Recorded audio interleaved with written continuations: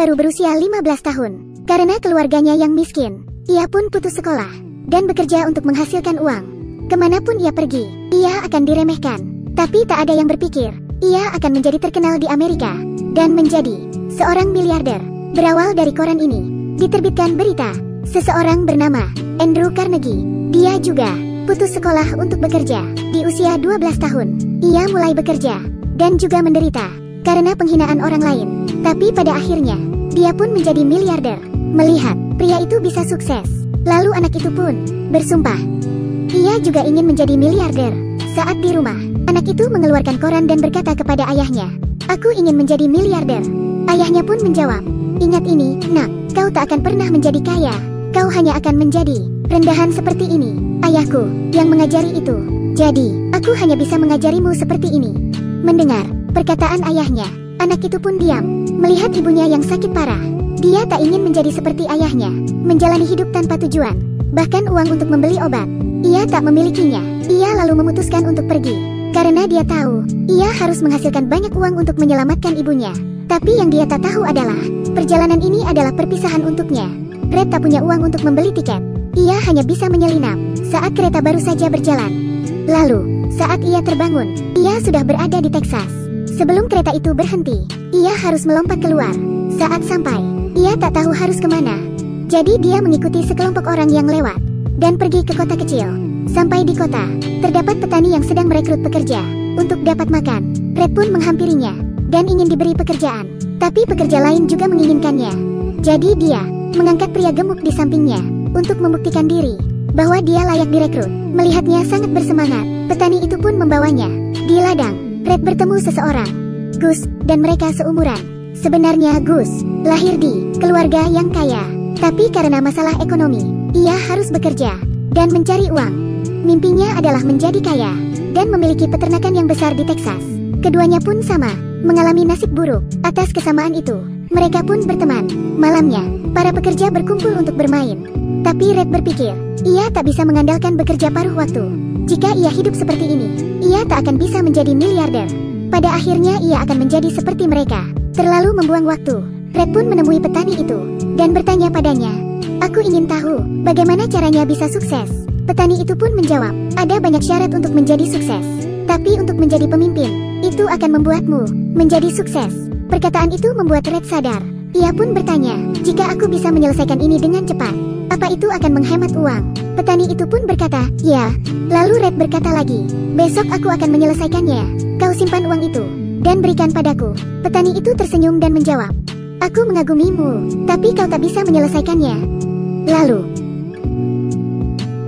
esoknya, saat mereka terbangun dan masih mengantuk, Red sudah pergi. Ternyata, ia mulai bekerja pukul 3 pagi. Ia telah menemukan alur bekerja. Lalu, ia mengajari mereka untuk bekerja sama. Satu orang menggali lubang, dan yang lain menempatkan kayu dan menguburnya, seperti jalur perakitan. Petani itu melihatnya dan tersenyum. Lalu, pekerjaan mereka pun selesai dan lebih cepat dari jadwal. Red juga mendapat uang tambahan. Ini adalah gaji pertamanya, $30. Setelah mendapat uang, hal pertama yang ia lakukan adalah mengirim uang ke rumah untuk membeli obat ibunya. Saat ini, Red bertemu seseorang. Ia memakai sabuk emas. Karena itu, Red pun menatapnya. Ia lalu bertanya padanya, "Bagaimana kau bisa menjadi kaya?" Pria itu menjawab, "Padang rumput Texas. Terdapat banyak uang di sana. Kuncinya kau harus melihat lebih dalam." Red pun menyadari dan berpikir tentang minyak. "Apa aku benar? Itu minyak." Pria itu hanya tertawa dan pergi. Pertemuan itu adalah takdir. Beberapa orang hanya perlu melihat, dan itu abadi. Betul sekali, baru saja ditemukan. Red yang melihatnya pun berbalik. Dia terpesona oleh gadis itu. Gadis-gadis itu murah hati, mengucapkan salam padanya. Tapi dia sangat gugup dan tak bisa bicara. Gadis itu mengira Red datang dari kota lain. Ia lalu mengundangnya ke pesta dansa sekolah. Red pun memakai pakaian bagus dan datang ke pesta dansa. Gadis itu bernama Hana. Ia sangat populer di sekolah.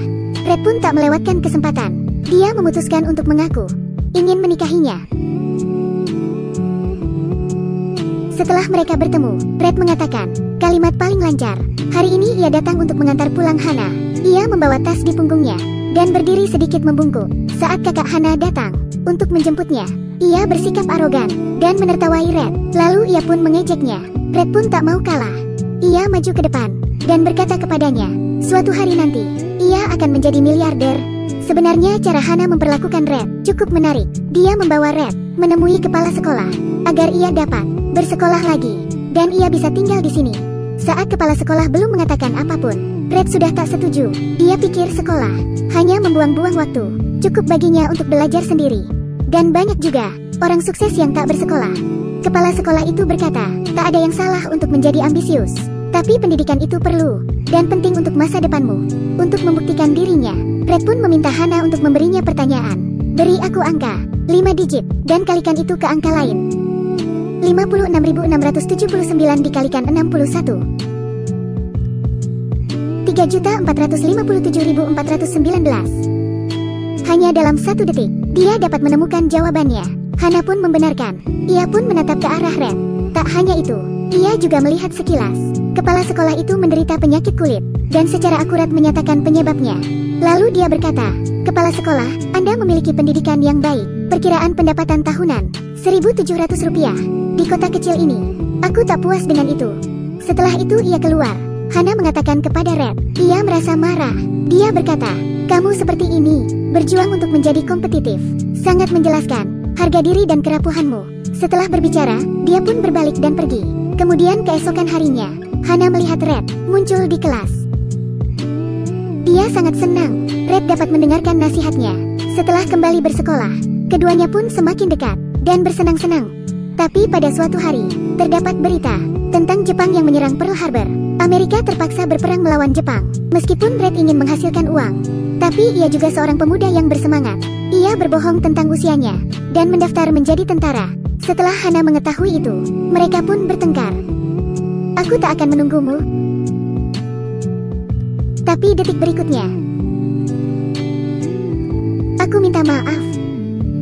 Hana, aku mencintaimu. Aku akan menunggumu. Aku akan selalu menunggumu kembali. Saat di medan perang, pria itu meminta untuk mengirimkan surat, tapi prajurit itu tak berani. Red pun melihatnya.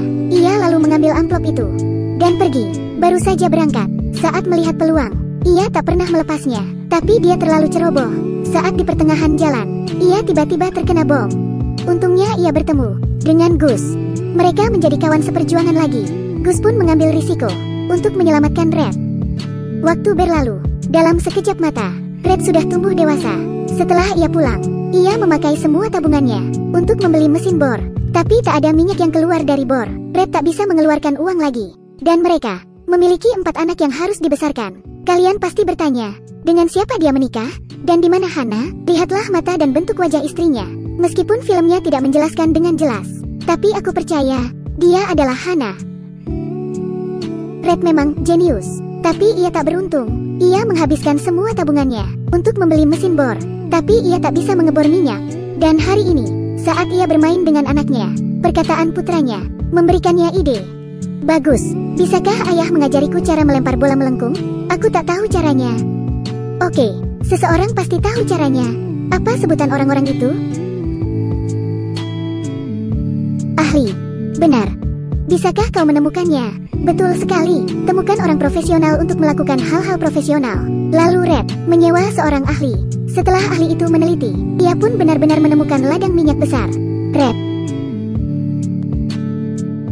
Kali ini dia benar-benar berhasil dan meminta ahli untuk membantunya menemukan minyak 50 juta barel. Itu dapat menjual $1.000 sehari. Meski jarak untuk menjadi miliarder masih sangat jauh, tapi ia menjadi multi-jutawan, dan itu lebih dari cukup. Saat ini petani itu iri padanya. Ia menemui Red dan ingin menuntutnya. Red pun pergi ke pengadilan. Dan Red ingat, orang-orang profesional melakukan hal-hal profesional. Ia lalu meminta bantuan pengacara kulit hitam terbaik. Pengacara itu segera menyelesaikan masalahnya. Akta tersebut telah direkam tepat 2 tahun lebih 2 bulan. Hukum negara hanya menerima perselisihan dalam 2 tahun. Tepat di sini. Jangan bilang kau tak tahu. Bagaimana kau bisa membiarkan ini terjadi? Aku sudah bilang. Aku seorang pengacara perceraian. Melihat pria itu begitu kuat, Red memutuskan untuk merekrutnya. Setelah itu, mereka menggali lebih banyak minyak. Bisnis pun semakin besar. Tahun ini, Red akan fokus dengan pekerjaannya. Setelah anaknya tumbuh menjadi dewasa, mereka selalu meminta uang, tapi tak tahu cara berbisnis. Dan Red tak peduli tentang itu. Apa yang dia pikirkan sekarang? Hanya membeli lebih banyak peternakan dan menggali lebih banyak minyak. Tapi kali ini, ia terhalang. Pihak lain menolak untuk menandatangani kontrak. Red hanya bisa menghabiskan waktunya di hotel. Di sisinya, hanya ada Hamilton. Pada malam Natal, Hamilton tak bisa menunggu lebih lama lagi. Dia ingin pulang dan berkumpul bersama keluarganya. Red pun membiarkannya, tapi ia tetap bersikeras menunggu. Dan betul, dia pun menerima kontrak itu. Ternyata pihak lain itu ingin memberikan padanya sejak kemarin. Alasan mengapa ia tak langsung memberinya adalah ingin melihat betapa tulusnya Red. Karena akuisisi ini, Red melihatnya terbit di koran. Ia telah menjadi miliarder. Tertulis di berita utama. Dia akhirnya mencapai mimpinya sejak kecil. Dan ia menyadari, tak ada yang bisa mengikutinya. Karena kabar baik ini, ia pun akhirnya mengerti. Ketika kekayaan mencapai tingkat tertentu, ini hanya menjadi serangkaian epilog. Ia sudah terlalu lama mengabaikan keluarganya. Lalu ada panggilan dari istrinya, teman dan asistennya Hamilton, mengalami kecelakaan mobil dalam perjalanan pulang. Kedua ginjalnya rusak. Untuk menyelamatkan hidupnya, Red memutuskan untuk mendonorkan ginjal. Setelah keluar dari rumah sakit, Red mengadakan pertemuan keluarga dan menyatakan semua miliknya yang tersisa akan disumbangkan untuk orang yang membutuhkan. Kemudian dia memberi setiap anaknya uang $10.000 dan membiarkan mereka menggunakan uang itu untuk membantu orang lain. Ini jelas ujian, tapi anak-anak ini tampaknya mulai berpikir bagaimana mereka akan menghabiskannya dan tak akan membantu orang lain. Hanya anak kedua yang mengembalikan $10.000 itu. Dia bilang dia tak membutuhkan uang. Dia berharap untuk menempatkan $10.000 ini ke dalam yayasan. Akhirnya, anak kedua itu menjadi pewaris yayasan.